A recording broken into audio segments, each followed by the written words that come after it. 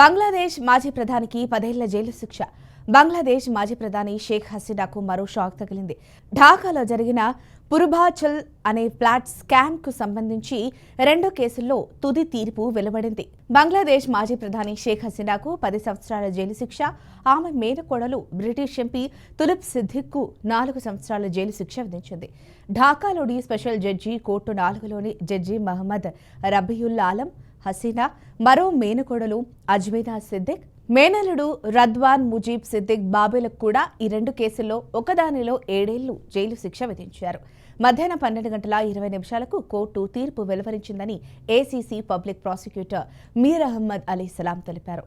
హసీనా మరియు ఆమె కుటుంబ సభ్యులలో 3 కాకుండా మరో 11 మంది నిందితులకు 2 కేసుల్లో 10 సంవత్సరాలు, మరో కేసులో 2 సంవత్సరాల జైలు శిక్ష విధించింది. అదనంగా మరో సంవత్సరం జైలు శిక్ష అనుభవించాల్సి ఉంటుంది. అజ్మీనా బాబీతో సహా మిగిలిన 8 మంది నిందితులకు కూడా ఒక్కొక్కరికి ₹1,00,000 జరిమానా విధించింది. అలా చేయకపోతే మరో 6 నెలలు జైలు శిక్షను అనుభవించాల్సి ఉంటుంది.